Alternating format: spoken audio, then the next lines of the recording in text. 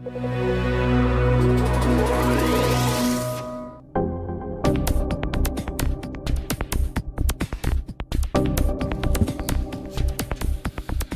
buenos días. Muchísimas gracias a la editorial La Ley Uruguay, al doctor Gustavo Bordes, a mis amigos Gonzalo Fernández, Germán Aller, Marcelo Domínguez, que siempre sugieren mi nombre mucho más allá de la línea de prudencia, digamos, para algunos actos de esta naturaleza. Y muchas gracias a ustedes de estar aquí presentes para discutir algunos extremos vinculados con un desafío siempre muy interesante, que es la discusión de un anteproyecto, un proyecto de Código Penal. Y digo que es muy interesante porque en nuestros países, que no sucede tan a menudo las reformas orgánicas de códigos penales, o de códigos procesales también, estas son buenas oportunidades para reflexionar sobre qué política criminal queremos que nos rija, ¿no? Y claro, cuando hablamos de derecho penal estamos hablando de los niveles, los espacios de libertad que estamos dispuestos a regular y controlar. Entonces, siempre es una excelente oportunidad reflexionar acerca de, bueno, qué es lo que queremos, digamos, en términos de nuestra vida comunitaria, ¿no? En particular, sucede en Uruguay algo parecido de lo que sucede en la Argentina, y como siempre sucede también, insisto, esto no es una buena noticia, ¿no? Que a ustedes les pasen cosas parecidas a las nuestras normalmente no es una buena noticia. Pero digo, digamos, me refiero a una cuestión un poco más técnica que de las apreciaciones globales de política institucional, y es que el código vigente en Uruguay data, si no me equivoco, ustedes cualquier cosa me corrigen, pero de agosto del año 34. El código vigente de la República Argentina data del año 21. Y la verdad es que a los dos códigos les han sucedido enorme cantidad de reformas puntuales, modificaciones que han respondido a ciertas coyunturas y sobre todo lo que ha explicado muy bien el doctor Bordes, se ha generado toda una actividad legislativa aparte del Código Penal, ¿no? Entonces se ha generado, hoy tenemos un derecho penal que ni siquiera respeta la idea de codificación, es decir, estamos antes que Justiniano, digamos. Esto es un poco lo que nos está pasando, ¿no? Pero sobre todo es bueno entender qué es lo que pasaba en esta época, ¿no? Porque lo que pasaba en esta época nos regía a todos, ¿no? Nos regía básicamente a toda la región y posiblemente a todo el mundo europeo continental, que es el mundo que del cual somos tributarios en términos de lo que pasaba legislativamente aquí. Y la verdad que en Europa continental sucedían, yo diría, dos cosas muy, muy evidentes. En primer lugar, que desde el año más o menos 1870, 1880, fines del siglo XIX, hasta justamente los años 30, 40 del siglo XX, la política criminal estaba dominada por lo que luego designamos como el positivismo criminológico, ¿no? Es decir, estaba dominada por esta idea de que desde el punto de vista clínico uno podía detectar ciertas características en los sujetos y por lo tanto quizá podía anticiparse, ¿no?, a la comisión de un ilícito. Representado por Lombroso, Ferri, Garófalo, una escuela que, más allá de sus errores científicos notables, metodológicos, en realidad lo quizá más criticable es que había dado a luz, acompañado de un enorme prestigio, digamos, increíblemente científico, había dado a luz una legislación absolutamente autoritaria. De hecho, empiezan a regir durante fines del siglo XIX y comienzos del siglo XX en toda la región, de México para abajo, lo que se llamaban leyes de estado peligroso, leyes de vagos y maleantes. El peligrosismo pasa del peligrosismo médico clínico al peligrosismo social. Las características estéticas, físicas, o el no poder explicar en qué anda uno, algo que en América Latina sucede hoy muy a menudo, desde el punto de vista financiero sobre todo, eso ya era lo ilícito. No puedo contar con exactitud qué pasaba en el ámbito académico uruguayo, en el ámbito académico argentino. Todas las cátedras durante la sanción del Código en estas primeras 3 décadas del siglo XX eran positivistas. Eusebio Gómez, Peco, Rivarola, intelectuales globales influían muchísimo, como José Ingenieros. Esto en términos de política criminal. Y al mismo tiempo era una época dominada en el sentido técnico, sobre todo en Alemania, a partir de la irrupción del primer modelo técnico legislativo o de dogmática penal, como hoy lo denominaríamos, que es el sistema clásico. Un sistema que surge, o lo que llamamos causalismo, un sistema que surge en épocas en donde los juristas no teníamos mucho prestigio como científicos, ahora quizá tampoco, pero en esa época seguro que no.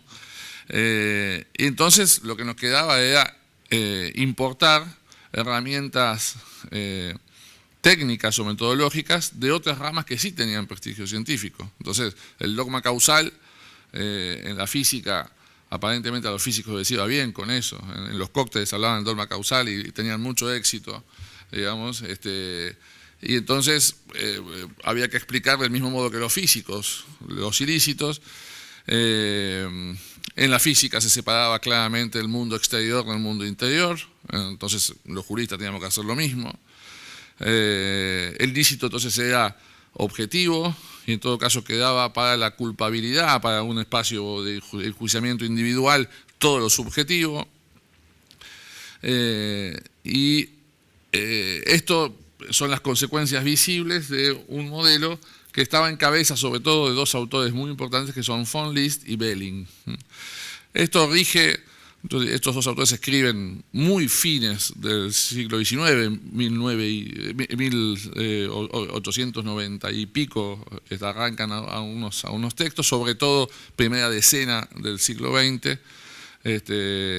Von List y Belling dominan absolutamente esta herramienta de solución de casos que es la teoría del delito. Con lo cual, como lo decía Borges también, un causalismo que, por lo menos en Alemania, rige con un éxito sin discusión 30 años. No mucho más que 30 años, ¿no? Después, fines de la década del 30, ya empieza a haber cuestionamientos, ¿no? Existe lo que se llama el neocausalismo, que representado sobre todo por un autor que se llamó Metzger, en donde empiezan a poner en duda estas cosas, ¿no? Entonces, claro, el Código Penal uruguayo y también el Código Penal argentino surgen en una época en donde el tironeo era entre 2 modelos, uno médico-clínico y otro dogmático, que estaban representados por el positivismo criminológico y el causalismo jurídico además, y un causalismo además muy influido también por una tercera herramienta conceptual que estaba vigente, posiluminista, que es el positivismo jurídico. Es esta idea de cierta desconfianza a los jueces, una confianza total en el legislador. El juez tiene que aplicar la ley casi como si fuera un silogismo, en donde la premisa mayor es la ley, todos los humanos son mortales, el caso es la premisa menor, Sócrates es humano, y la sentencia es la conclusión, Sócrates es mortal. Y tenía que hacer esto. Nunca tan bien dicho como lo decía Montesquieu, en el sentido de que el juez era solo la boca de la ley. Entonces, estas son las herramientas que tenía el legislador en aquella época, ¿no? El positivismo jurídico, el positivismo criminológico y el causalismo como sistema dogmático. Es evidente que un código construido sobre estas tres premisas que hoy son imposibles de sostener en cada una de sus dimensiones, ya está siendo necesario, digamos, que se lo modifique. Y en este sentido es indispensable una reforma del Código Penal. Ya no es que, bueno, podemos ver, no. Es indispensable, porque si no vamos a ser regidos por un modelo pensado para una época, incluso cultural, absolutamente distinta a la actual. En este sentido, me parece que el anteproyecto, yo diría, digamos, esto por supuesto hay que tomarlo con pinzas, es una primera aproximación al texto, pero yo diría que en principio, globalmente, si tuviera que rápidamente decir dos palabras, se trata de una buena noticia global. Después, cuando uno baja a ciertas regulaciones puntuales, hay alguna que otra mala noticia en la propuesta, y la idea es en todo caso equilibrado, administrar este diagnóstico, ¿no? Y me voy a ocupar básicamente de dos grandes niveles, ¿no? Porque me lo han pedido, digamos. Uno tiene que ver con la incorporación de un principio que es interesante y que puede dar lugar a muchas herramientas dogmáticas, a mucho trabajo en los jueces, que es el principio de lesividad incluido en el anteproyecto. Y el otro gran problema, un poco menos puntual ya y sistemático, digamos, que forma parte de la estructura ósea de la parte general del anteproyecto, que es la regulación en materia de error, que ya fue adelantada por el doctor Borges. La primera buena noticia es que se incorporen principios en un anteproyecto de Código Penal. Es claro que si uno revisa los principios que se incorporan, Perogrullo, sentado en primera fila, diría chocolate por la noticia, digamos, no son principios que sean novedosos. Todos sabemos que en algún lado está el principio de legalidad, todos sabemos que en algún lado está el principio de culpabilidad, todos sabemos que hay una idea de proporción que rige en algún lado, nos han enseñado que esta regla incluso tiene que ver con la vida cotidiana, digamos. Ahora, sin embargo, incluso es posible que todos sepamos también que estos principios no están en algún lado, están en lugares muy importantes, es decir, están en textos internacionales de protección de los derechos humanos. También podemos avanzar y decir que nuestros países, al haber suscrito esos tratados, se obligan a que estos principios rijan la vida cotidiana de la solución de los casos penales. Pero si yo, digamos, termino el cuestionario e incorporo una pregunta que es la gran pregunta, la pregunta del millón, acerca de cuánto es que respetamos en la vida cotidiana del sistema de justicia penal estos principios, ya la cuestión empieza a ser más dividida, ¿no? Es decir, no es que todos lo sabemos, sino que muchos sabemos que estos principios no rigen la solución de los casos. Y es más, no solo eso, la cuestión es más grave. No solo que ciertas decisiones, un porcentaje importante de decisiones judiciales no están inspiradas en estos principios, sino que además ni siquiera creemos que es importante argumentar como abogados o fiscales sobre estos principios. Y no solo como abogados y fiscales, también como científicos, como dogmáticos, creemos que aludir a garantías constitucionales casi como que es poco elegante, ¿no? Como que los argumentos dogmáticos tienen que ser más sofisticados, pero argumentar con una garantía constitucional suena como que uno no estudió lo suficiente. Digamos, las garantías están en boca de todos, entonces, o sea, cualquiera puede hablar del principio de legalidad, del principio de culpabilidad. Y esto nos pasa porque en última instancia hemos sido formados sobre la idea de que hay un conjunto de principios que están ubicados en lugares muy importantes, pero claro, también muy lejanos, ¿no? Es decir, en general los jueces no trabajan dogmáticamente, interpretativamente sobre el contenido de ciertos principios que están en tratados internacionales. O sea, no forma parte de la herramienta sobre la cual desarrollamos la hermenéutica. Es decir, no se trabaja en la interpretación de estas garantías. Entonces, en realidad, una de las tareas de un anteproyecto de Código Penal hoy en día, a mi juicio, es salir de algo que siempre consideramos como muy positivo en un código. ¿No? Yo me he formado con la idea, muchos profesores de Derecho Penal, cuando empecé la carrera ya por el año 80 y pico, 85, escuchaba que decían, no, el Código Penal, lo que tiene de bueno el Código Penal argentino es que es austero y no toma partido por ninguna escuela, entonces ha permitido que las escuelas se desarrollen. Bueno, primero que había que preguntar qué tanto ha permitido que se desarrollen las escuelas, pues no somos un ejemplo de desarrollo jurídico muy relevante en el mundo, en primer lugar. Y en segundo lugar, yo no sé si hoy en día los códigos tienen que mantener esta austeridad. Es decir, yo creo que los códigos tienen que comprometerse con la realidad del funcionamiento del sistema e ir a solucionar problemas que hoy están en la vida práctica del sistema judicial. Y si uno de los defectos detectados por innumerable cantidad de investigaciones empíricas muy serias de Naciones Unidas y de la OEA es que en América Latina las decisiones judiciales rara vez aluden a garantías constitucionales, entonces no está mal que un anteproyecto de Código Penal pretenda acercar esas garantías, esos principios, a el juez de la mano de incorporarlo en un texto de usualmente mayor trabajo como el Código Penal. Porque si es cierto que el juez no va a las garantías porque están lejos, están en los tratados internacionales, bueno, quizás es hora que las garantías vayan al juez a través de ser incorporadas en un Código Penal. En este sentido, los principios elegidos son maravillosamente configuradores de una decisión correcta. La idea del principio de culpabilidad, sobre la cual vamos a volver, la idea de insistir con el principio de legalidad, que está atravesando serias dificultades en la ciencia penal, el principio de proporcionalidad y, en particular, el principio de lesividad.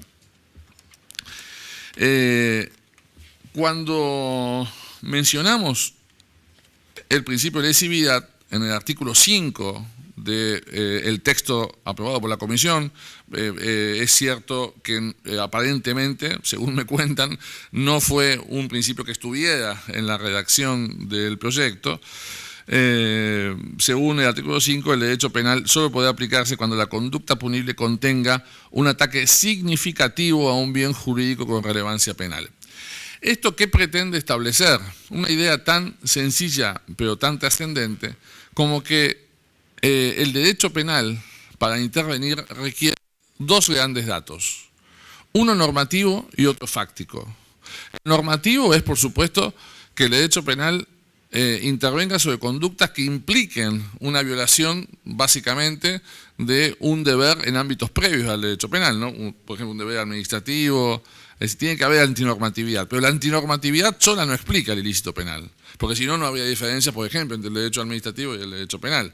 El derecho penal requiere, además, que a ese dato de antinormatividad se le sume un dato que yo lo definiría en términos ónticos de un modo muy sencillo, un empeoramiento del mundo. El mundo tiene que estar peor después de ilícito.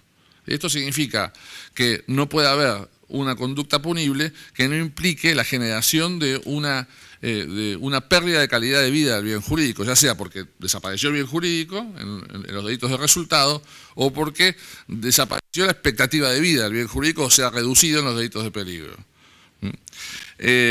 Las consecuencias de este principio, sin embargo, no creamos que instalamos un principio que es decorativamente maravilloso y tiene consecuencias que son siempre cómodas. No, tendrá consecuencias posiblemente incómodas. Por ejemplo, es posible, habría que ver todo el articulado del Código Penal, pero es posible que si se ha decidido incorporar como una tendencia en todo el mundo muchos delitos de peligro abstracto, muchos delitos donde el legislador presupone que esa conducta es peligrosa y no exige que en el caso se manifieste un peligro, sino que ya el comportamiento es punible, ya es típico al violar la norma administrativa previa, digamos. Estos tipos penales, a mi juicio, no son compatibles con la vigencia de un principio como el de lesividad. El principio de lesividad, a mi juicio, es una decisión a favor de solo sancionar en el ámbito de los delitos de peligro aquellos delitos de peligro que implican un peligro concreto en el caso demostrable, el peligro como objeto de prueba. Si la acción es antinormativa, pero no generó peligro, porque el autor, por ejemplo, en los casos de, tipos penales vinculados con el traslado de alimentos en ciertas épocas de veda, etcétera, y resulta que el autor es un caprichoso directamente, pero además es un científico impresionante en la administración de ese riesgo y sabe que la norma ha querido evitar el nacimiento de tal germen en el producto y ese germen solo puede surgir a partir de determinada temperatura y él se asegura congelar los alimentos con un ámbito específico, así estoy inventando un caso, digamos, pero se asegura que el riesgo no se exprese, que el peligro no se exprese. Entonces, en estos casos no debiera haber un ilícito en estos casos. Sería solamente la ley. Por supuesto, el derecho administrativo puede castigar. El derecho administrativo sí se puede desprender del peligro. Yo puedo decir al sujeto, mire, si usted no respetó esta norma y no me importa nada por qué lo hizo, por qué no lo hizo, si anuló el riesgo o no. Usted, digamos, tiene una multa, por ejemplo, por no haber respetado esta norma. Esto sí puede ser una reacción del derecho administrativo, pero no puede ser una reacción del derecho penal. El principio de lesividad, además, es el principio que da lugar a alguna de las reducciones de pena que habíamos visto en la parte especial. Es un principio que, en verdad, es tan indiscutible que tienen que regir la solución de los casos, que la dogmática penal yo lo había incorporado. Por ejemplo, en la estructura de la imputación objetiva, los criterios que hay que respetar para que el resultado pueda ser atribuible a una acción en el ámbito del tipo objetivo. Yo, por ejemplo, hace 10 años que vengo incorporando como un criterio correctivo a la adecuación social y a los casos de insignificancia. Daños insignificantes al bien jurídico no pueden sostener la imputación penal. Porque de otro modo me olvido de que, en verdad, cuando uno legisla en el ámbito penal, tiene que pagar los costos del uso del lenguaje natural, esto es, la ambigüedad y la vaguedad. Y el costo adicional de que uno legisla para un conjunto de casos. Entonces, en ese conjunto de casos es posible que se filtren situaciones de daños realmente insignificantes al bien jurídico y que, sin embargo, desde el punto de vista gramatical, ese comportamiento es totalmente adecuado al tipo penal. Utilizar el derecho penal para la persecución de esos casos no tiene, a mi juicio, ningún sentido. Es decir, el principio de lesividad no solo requiere como mínimo peligro, sino además, incluso en los casos de daño, un daño significativo al bien. Me parece que es una excelente noticia y que va, si se mantiene, por supuesto, en su articulado, va a dar lugar a un trabajo judicial muy sano acerca de qué chances nos da este principio de lesividad como para reorientar también el derecho penal a una selectividad más racional. Que el derecho penal es selectivo es un dato que lo vamos a poder modificar. Sí podemos modificar el sentido de esa selectividad. El otro gran tema al cual me quería referir tiene que ver, como dije, con el tratamiento del error en el anteproyecto. Como muy bien adelantaba el doctor Bordes, como fiel reflejo de el causalismo reinante en la época de la sanción del código, ustedes en el código vigente tenían la vieja distinción entre error de hecho y error de derecho, que en verdad es una distinción que en términos de lo que pretende expresar lingüísticamente es sostenible. De hecho, uno todavía puede seguir diciendo que en la teoría del delito hay errores de hecho que recaen sobre datos fácticos y hay errores que son jurídicos, que recaen sobre datos normativos. Esto es sostenible, digamos, no. Es más, para ser totalmente sincero, hay un sector muy moderno de la dogmática penal en Alemania que propone volver a la distinción entre error de hecho y error de derecho. Un ejemplo es una persona de Bonn, Ingeborg Puppe, que está sugiriendo esto allá hace unos años.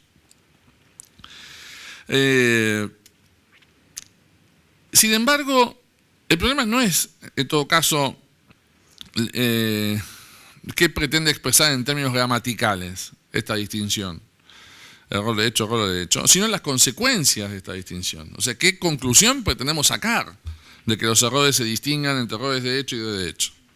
Entonces, claro, el Código Penal vigente ha sido muy claro acerca de qué conclusiones hay que sacar. Y la conclusión que hay que sacar es que es el famoso paradigma error iuris nocet.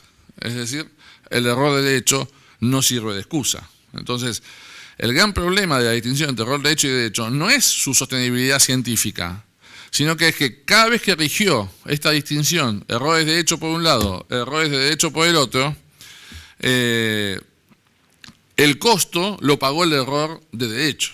La conclusión enseguida fue, insisto, error iuris nocet. El error de derecho no sirve de excusa. Incluso llevado a axiomas de un nivel, por ejemplo, hay constituciones en la región que incorporan esta idea, ¿no? Axiomas de un nivel superlativo, que pretenden regir la vida como los viejos refranes, digamos, al que madruga Dios lo ayuda, que no están demostrados encima, digamos, nos han hecho despertarnos temprano sin éxito, digamos, ¿no? Ahora, ¿por qué razón la idea de error iuris nocet no es sostenible? Y la razón tiene que ver con un principio incorporado ahora en el texto del Código Penal, que es el principio de culpabilidad. En primer lugar, digamos, hace unos 10 años estaba hablando este tema en Santo Domingo, en República Dominicana. Y cuando yo planteo la cuestión del error de prohibición, sobre todo los errores normativos de prohibición, ahora vamos a ir sobre este punto, era un seminario que era para el Ministerio Público de República Dominicana y veía como 50 fiscales, de los cuales yo diría que 48, salvo los dos que estaban sentados así como ellos dos acá al lado mío, que no se animaron a salir a criticarme, pero los 48 que estaban del lado del público salieron a decir cualquier cosa de mí, ¿no? En general verdades, pero exageradas. Y a defender la idea de cómo puede ser que yo defienda el error iuris nocet. Con este criterio cualquiera puede decir, bueno, yo desconocía la norma y además digamos, nadie puede argumentar el desconocimiento del derecho como digamos, una herramienta de defensa. Nadie puede defenderse sobre la idea de que desconoce el derecho, por favor. ¿No? Un tono que yo digo, bueno, se terminó mi visita dominicana, no solo esta, sino las futuras, digamos, nunca más. Y solamente a efectos de provocar, que es una característica que generalmente tengo, y digo, bueno, vamos a hacer una cosa, quizás yo estoy equivocado y lo que sucede es que en mi país, empíricamente, el criterio del conocimiento del derecho como regla para todos los ciudadanos es insostenible. Por ejemplo, yo mismo que me dediqué solo al derecho penal, si ustedes me preguntaran cuánto conocimiento tengo con exactitud lingüística de los tipos penales del Código Penal, y yo no podría reproducir acá más de 10, 15, y me dediqué solo a esto. Entonces, pero evidentemente todos ustedes, a ustedes no les ha pasado esto, digo, todos son grandes conocedores del derecho vigente, porque lo suponen que es un dato que ya está en la ciudadanía común. Imagino que al ser fiscal, trabajar todos los días, bueno, si el ciudadano común conoce todas las normas, ustedes que son fiscales, mucho más. Entonces, para comprobar esto empíricamente, lo que vamos a hacer es un experimento en donde vamos a intentar ver cuántos tipos penales de memoria ustedes me pueden decir, porque quizás me sea un dato que es relevante para cambiar mi tesis. Claro, por supuesto, estaban todos blancos, ¿no? Porque las chances de que me dijeran más de 5 tipos penales de memoria en el Código Penal dominicano eran nulas. Es decir, entonces, ahora, digo, si realmente es cierto que los fiscales no pueden sostener el conocimiento del derecho, ¿cómo podemos transformar esto en un axioma para el ciudadano común, para el que se dedica a otra cosa? Digamos, y que no tiene por qué tener esa relación con el derecho. Entonces, si es un prejuicio absolutamente irracional para los fiscales, que no está sostenido en ninguna regla empírica, imaginemos lo que es esto como regla para los ciudadanos. Entonces, la primera conclusión es que no tiene ningún sentido pensar de que el error de derecho no excusa. Digamos, está claro que excusa.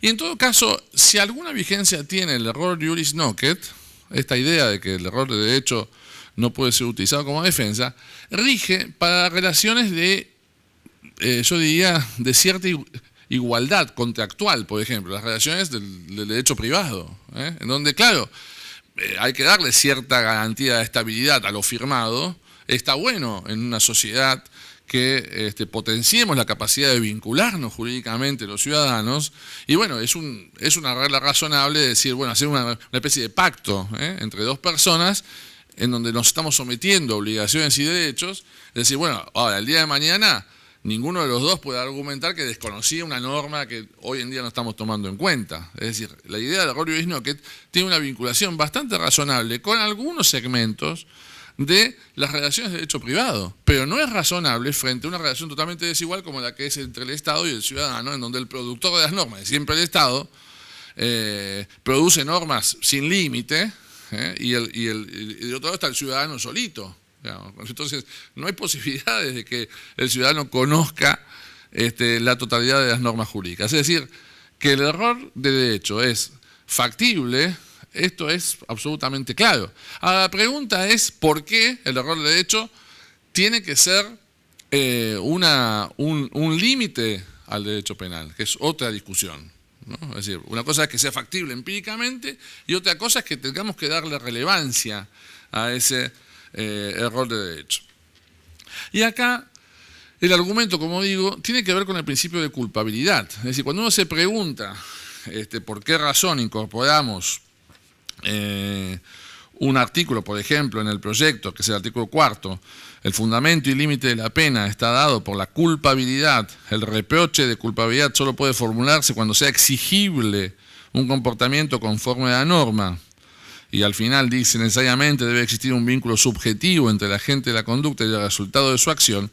Cuando nos preguntamos, bueno, ¿cuándo es exigible un comportamiento? En principio podemos coincidir en que es exigible, hay 100 años de coincidencia acá, podemos decir otra cosa, pero en principio podemos tomar algo de lo que ya está instalado, que es la idea de que es exigible cuando el ciudadano pudo en lugar del acto antijurídico, pudo hacer una cosa distinta de lo que hizo. Y al revés, no es exigible otro comportamiento si es lo único que pudo hacer. El poder. Este poder remite a la presunción de que tenemos algún estándar de libertad. Hoy hay un lío con las neurociencias y todo eso, pero digo, lo que es seguro es que estamos en una sociedad en donde nos atribuimos cierto estándar normal de libertad. Y en este sentido, el reproche de culpabilidad se funda solo en los casos donde el sujeto pudo evitar lo ilícito. Es decir, pudo, en vez de motivarse en el delito, motivarse en la norma. Tiene chances de elegir. Es culpable el que tiene chances de elegir. Puede elegir, tiene posibilidades de elegir. Tiene esa mínima libertad de optar entre lo ilícito o lo lícito. Y esto enseguida nos va a unir a cómo está organizado el sistema del derecho punible. Porque en términos de el funcionamiento de las normas penales, ¿cuándo podemos decir, o sea, qué necesitamos para saber si el sujeto pudo o no elegir? Y yo diría, en un sistema que está pensado a través de un modelo de normas que tienen un sentido comunicativo, es decir, uno se pregunta por qué el legislador establece que no podemos matar, lo publica, edita, digamos, tenemos editoriales de esta envergadura que nos invitan a estos lugares tan lindos. Hay toda una cuestión importante acerca de la publicidad de las normas, porque en principio uno puede suponer que sobre todo las normas imperativas, las normas que imponen un deber, tienen un sentido comunicativo, están dirigidas para comunicar algo ¿a quién? Al ciudadano. Entonces, la idea, el sistema funciona del siguiente modo: en algún momento el derecho penal advierte que estamos a punto de cometer un delito. ¿Qué hace el derecho penal? Que es un sistema bastante eficaz, nos llama por teléfono. Nos llama 2 veces por teléfono.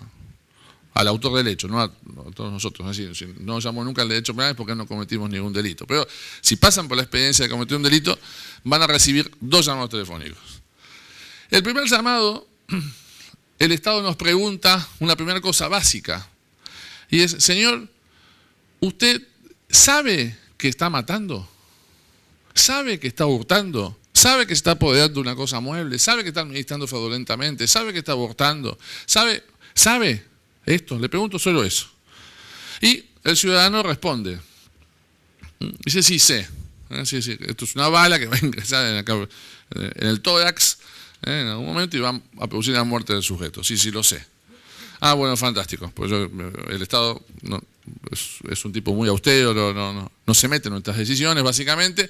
Entonces, hay un casillero que tiene en la ficha que dice dolo, entonces pone una cruz ahí. Dice, ¿por qué nos pregunta si sabemos? Y porque si no sabemos lo que estamos haciendo, difícilmente podamos elegir entre matar y no matar. Entonces, está cumpliendo con la primera exigencia del principio de culpabilidad. Si el principio de culpabilidad tiene que asegurarse que tenemos la chance de elegir, seguro no vamos a tener ninguna chance si no sabemos lo que estamos haciendo. Entonces, el sujeto que no sabe lo que está haciendo no puede elegir. Entonces, por esa razón es que formamos una primera pregunta. Después, el Estado es insistente. Uno avanza en el hecho y llama de nuevo. Hay un segundo llamado. A uno ya dice, bueno, la verdad es que es bastante molesto el Estado, ¿no? Ya, esto lo voy a hacer igual, pero bueno, uno lo atiende, puede ser el Estado, digamos, qué sé yo. Entonces, ahí el Estado nos pregunta, señor, yo recién lo llamé, sí, me llamó hace 10 minutos para preguntarme si sabía lo que estaba haciendo. Y yo le contesté que sí, pero ahora yo lo llamo para hacerle otra pregunta. La otra pregunta es, ¿usted sabe que matar está prohibido? Entonces, el sujeto es posible que diga, sí, yo sé que está prohibido, le agradezco el llamado. Dice, no, bueno, listo, con esto yo me quedo tranquilo. No lo vuelvo a llamar, o por lo menos es discutible. En principio, digamos, yo creo que sí, hay un tercer llamado, pero vamos a discutirlo más adelante. En principio, no lo vuelvo a llamar. Entonces, ¿por qué hace este segundo llamado? Porque si el sujeto sabe lo que hace, pero no sabe qué significa lo que hace, en realidad tampoco tiene una libertad para elegir entre lo que está bien y lo que está mal. Porque le falta el dato de lo que está mal. Entonces, para el Estado asegurarse que él tiene todas las herramientas para elegir, son 2 herramientas. Saber lo que hace, sobre lo que está haciendo, la información sobre lo que está haciendo, primero. Y luego, la información sobre el valor de lo que está haciendo, segundo. Porque ese es el principal motivo para, en todo caso, motivarse en la norma. Es por eso que estas 2 preguntas, que son 2 y son distintas, el finalismo las ha estructurado sobre la base de 2 instancias subjetivas, que es el dolo y la conciencia de la antijuricidad. Para respetar este principio de culpabilidad y para respetar la idea de que son 2 interrogantes y son 2 instancias en donde el sujeto puede no tener la chance de elegir. Entonces, por eso me parece que es razonable que en el anteproyecto se incorpore la distinción entre error de tipo y error de prohibición. El error de tipo, el sujeto, cuando tiene un error de tipo, tiene un error acerca de lo que está haciendo. Entonces, él cree que está disparando a un ciervo, no que está disparando a una persona, a el capataz que se vistió de ciervo con piel de ciervo para acercarse a otro ciervo, para vacunarlo. No, ve un ciervo medio gordito ahí, pero está convencido de que es un ciervo y dispara. Ahí no sabe lo que hace. Hay un error de tipo. Un error sobre un elemento de la descripción esencial de la conducta. Si el sujeto tiene un error que es inevitable, inevitable, ¿por qué? Y porque a esa hora, a 4 de la mañana, en un coto de casa, ¿a quién le iba a preguntar? Eso excluye el dolo y excluye cualquier imputación por imprudencia. Ahora, si fuera evitable, ¿por qué evitable? Y porque el día anterior le dijeron, tengan cuidado, si ven un ciervo medio raro, no es que está justo, que está drogado, borracho el ciervo, sino que es el capataz que está vacunando a los demás animales, etc. Si ese error es evitable, entonces reconduce, abre las compuertas para la imputación de un delito imprudente. Y el error de prohibición que es la segunda pregunta. Es la pregunta acerca de si él sabe, si el sujeto sabe el valor de antijurídico del comportamiento. Básicamente, la fórmula del error de previsión en el artículo 23 es bastante razonable. Dice: el error invencible sobre la ilicitud del hecho constitutivo del delito o sobre supuestos objetivos de una causa de justificación excluye la responsabilidad penal. Si el error fue vencible, para el autor la responsabilidad será atenuada de 1/3 de la mitad. Acá opta el código por lo que se llama la teoría de la culpabilidad estricta, en el sentido de que todo error de previsión reconduce al mismo funcionamiento. Si es inevitable, no hay culpabilidad y no hay pena; si es evitable, se reduce la culpabilidad. ¿Por qué estricta esta teoría de la culpabilidad? Porque algunos otros autores, por ejemplo Roxin y Alemania, sostienen una teoría de la culpabilidad limitada, en donde el error sobre los presupuestos de una causa de justificación, el sujeto cree que está justificado, por ejemplo, cree que se da un caso de un atraco, que lo van a matar, y en verdad son 3 amigos que están simulando un atraco para hacer una broma el Día de los Inocentes, y el sujeto cree que se da un caso de legítima defensa, pero este es un error evitable o vencible. Algunos autores dicen: bueno, esto es similar al delito imprudente, a la forma imprudente. Pero claro, el problema que tenemos es que dependemos de que esté prevista la forma imprudente, porque como saben, y en el anteproyecto creo que se mantiene esto, hay un sistema de numerus clausus de imprudencias. Con lo cual, la verdad, no está mal sostener, a pesar de que está discutido, la opción que hace el anteproyecto. Bueno, yo la comparto por lo menos, digamos, creo que es más razonable el modelo de la teoría de la culpabilidad estricta. Para ir terminando rápidamente, algunas, ¿qué cosas son, si hubiera chance, quizás no estaría mal revisar como para incorporar? En realidad, hoy en día, además de los 3 casos clásicos de error de previsión que están contenidos en esa fórmula, que es el error sobre la norma prohibitiva, el sujeto que cree que su comportamiento no está prohibido; el error sobre la norma permisiva, el sujeto cree que en general está prohibido, pero hay una norma que está rigiendo el caso y no está prevista en el ordenamiento jurídico; y el error que recién comenté sobre los presupuestos objetivos de una causa de justificación. Estos 3 errores, ¿sí?, que son los clásicos, están contenidos. Sin embargo, hoy hay errores que habría que incorporar también. Por ejemplo, el anteproyecto, o ya proyecto, perdón, incorpora en el artículo 29 el estado de necesidad exculpante. Es decir, lo mismo que el estado de necesidad justificante, con la única diferencia que acá los males son de la misma jerarquía. Esta excepción normalmente se sostiene que no excluye la antijuricidad, que no es una causa de justificación, y la discusión pasa por si es un problema de culpabilidad o un problema de punibilidad. Ahora, ¿qué pasa cuando el sujeto tiene un error sobre esta eximente? Un error. El sujeto, por ejemplo, el famoso caso kantiano de la tabla de Carneades, ¿no?, de la balsa que alcanzaba teóricamente para una sola persona. Este es el caso de estancia disculpante, ¿no? Este es el mal de la otra, o sea, es la vida de él o la vida mía. Se dice que estos casos es un caso de inexigibilidad, un caso de estancia disculpante. Bueno, ¿qué pasa cuando yo me equivoco? Creo que la balsa es para uno y no era para uno, alcanzaba para los dos, pero tengo un error invencible sobre esto. Bueno, la estructura del estado de exculpante, que es idéntica a la del estado de necesidad justificante, hace que si el error sobre el último, sobre el justificante, tiene digamos, relevancia en la pena, tiene impacto jurídico penal, también debía tenerlo el error sobre estas circunstancias. Con lo cual, bueno, no es gravísimo, porque la ciencia penal lo va a mantener aún cuando el proyecto no lo incorpore, pero la verdad que si estamos en un momento donde estamos intentando regular de acuerdo a lo que está pasando en la ciencia penal, no estaría mal incorporarlo. Bueno, solo esto para no aburrirlos más. Simplemente, nada, saludar ya el hecho de que se esté discutiendo un anteproyecto de Código Penal. Esto es una muestra de madurez legislativa que siempre es importante, y bueno, y esperar que tengan éxito y que salga el mejor proyecto posible. Muchas gracias.